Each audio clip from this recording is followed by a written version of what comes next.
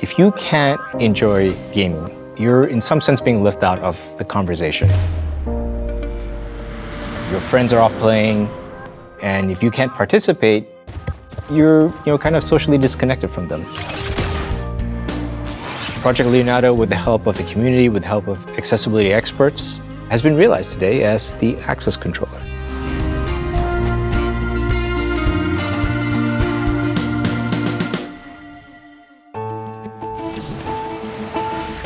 私を含む全ての人が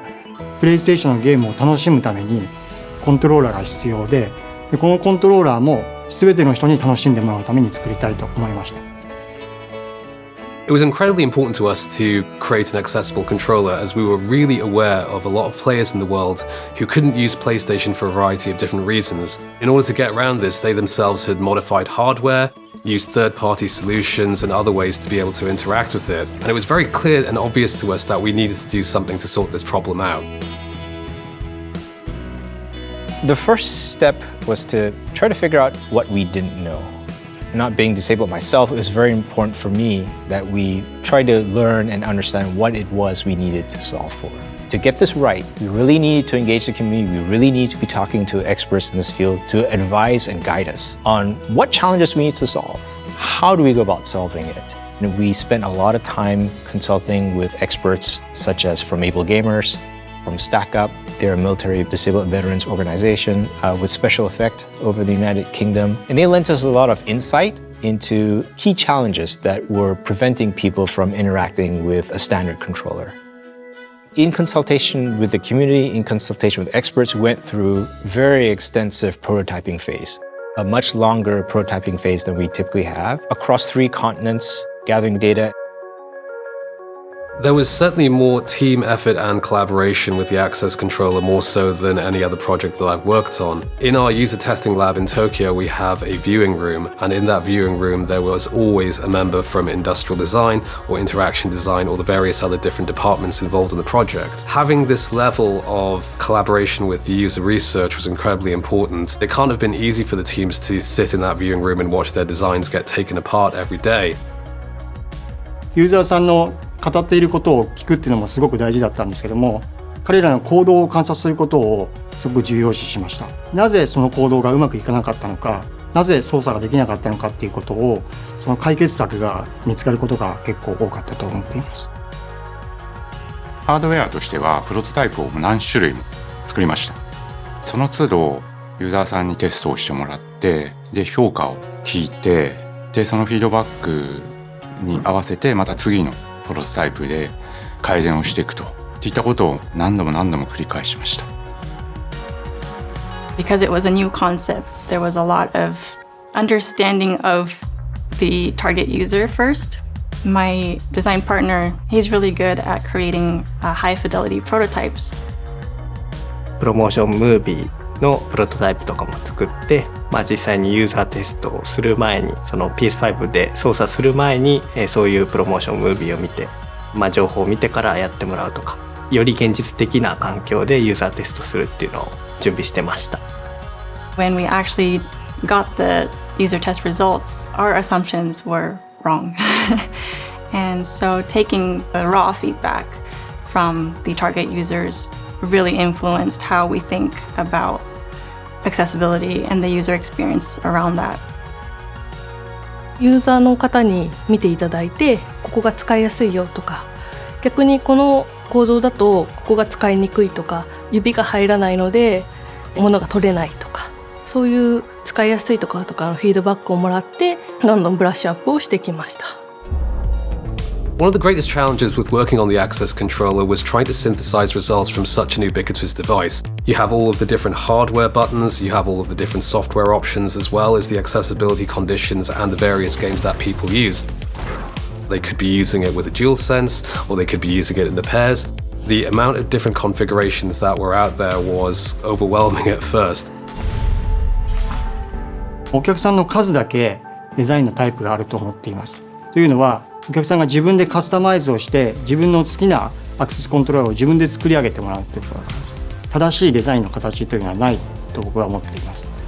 私がデザインするときに注力したのは、そのどのような組み合わせになってもそのデザインの美しさっていうのを損なわないような、そういう組み合わせに対応できるようなデザインっていうのを考えました。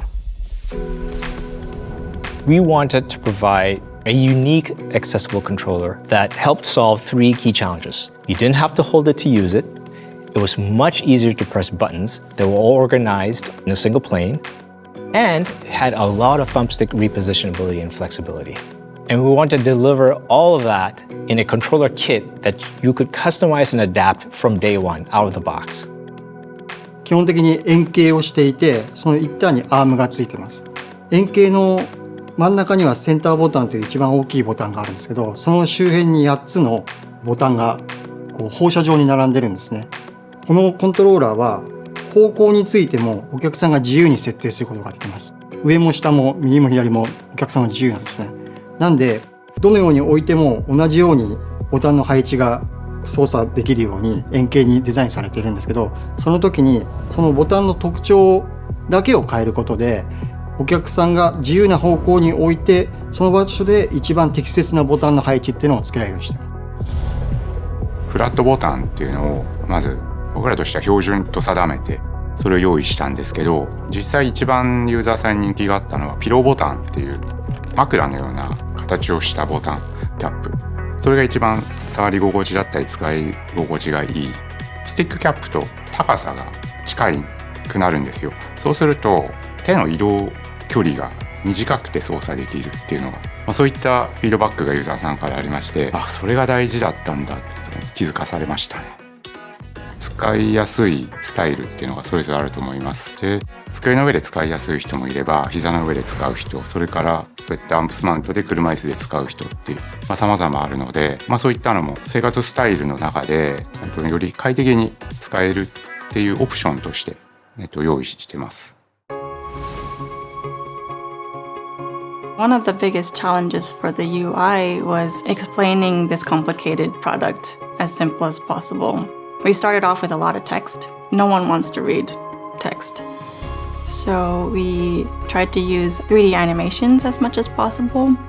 so that the user can focus on the movement of the controller rather than reading. 買ってきてつないでもらったら、まずは初期設定でいろんなボタンの付け替え機能だとか、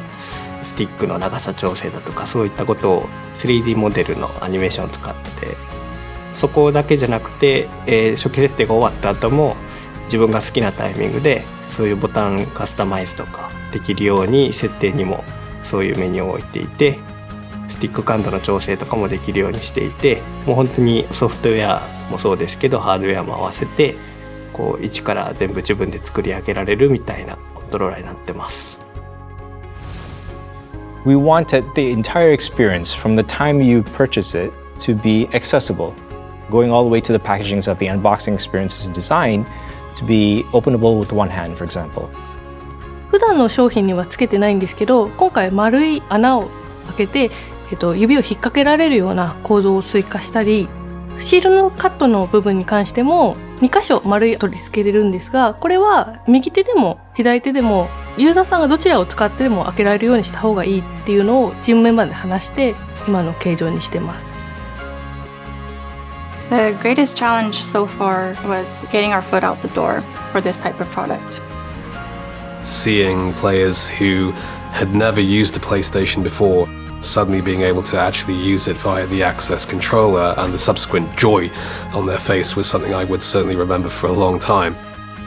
これで終わりじゃなくて、発売した後もどんどん改善していこうと思っているので、ユーザーの皆さんのフィードバックっていうのをすごく楽しみにしています。